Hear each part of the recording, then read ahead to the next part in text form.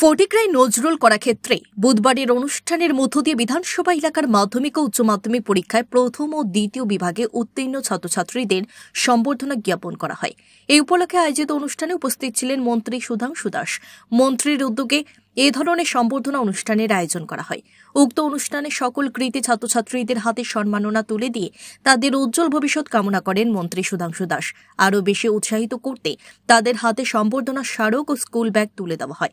অনুষ্ঠানে বক্তব্য রাখতে গিয়ে মন্ত্রী সুধাংশু দাস বলেন, শুধু ভালো লেখাপড়া করলেই চলবে না, সমাজের জন্য নিজেকে গড়ে তুলতে হবে। কৃতী ছাত্রছাত্রীরা একটি সুস্থ সমাজ গঠনে বলিষ্ঠ ভূমিকা পালন করতে পারে বলেও তিনি অভিমত ব্যক্ত করেন। বলেন, নিজে ভালো না হলে ভালো সমাজ গঠন করা কখনোই সম্ভব হবে না। ছাত্রছাত্রীরা আগামী দিনের ভবিষ্যৎ, তাদেরকে সুস্থ সমাজ গঠনে বলিষ্ঠ ভূমিকা পালন করতে হবে বলে তিনি অভিমত ব্যক্ত করেন। Bureau report, BTV Tripura news. Ishwarchandra Vidyasagar বলেছিলেন, শিক্ষিত মানুষের অভাব নাই, কিন্তু শিক্ষিত বিবেকের অভাব।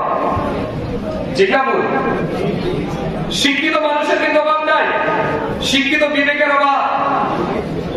আমরা কাজ করি, দেখি আমরা প্রত্যেকদিন একটা সামান্য বার্থ সার্টিফিকেট যে অফিসারটা ইস্যু করে, সে কিন্তু শিক্ষিত অফিসার, অনেক পড়াশোনা করে অফিসার হয়েছে। একটা সাধারণ গরিব মানুষ, মানুষের বাড়িতে কাজ করে কৃষক, সে তার দিনের হাজিরা ত্যাগ করে নিজের পয়সা খরচা করে গাড়ি ভাড়া দিয়ে কুমারঘাট যায়, কৈলাসহর যায় একটা সার্টিফিকেট আনার জন্য। যে লাখ টাকার বেতন পায়, সে কি করে, আজকে তোমারটা হবে না, কালকে আসবে। সে কালকে যাবে, কালকে আর তোমারটা হবে না, ওই অফিসার আসেনি, পরশুদিন যাবে, এই করে তাকে 8 মাস 10 মাস তাকে হাঁটায়। এমন ঘটনা আছে না নাই? আছে না নাই? কিন্তু মন্ত্রী ফোন করলে ওই দিনই দিয়া। এখন তার ডিফারেন্স কি? আপনি কি জনতার জন্য কাজ করতে বসেছেন না মন্ত্রীর জন্য কাজ করতে বসেছেন? আপনাকে জনতার কাজ করতে হবে, মন্ত্রীর ডাইরেকশনও মানতে হবে। তো সব মানুষ কি মন্ত্রীর কাছে তাহলে আসবে? এটা কি মন্ত্রীর ডিউটি? বার্থ সার্টিফিকেট ইস্যু করা, ডেথ সার্টিফিকেট ইস্যু করা? না। তাহলে তার শিক্ষা এই সমাজের জন্য কাজে আসছে? এই শিক্ষা সমাজের জন্য কাজে আসছে না।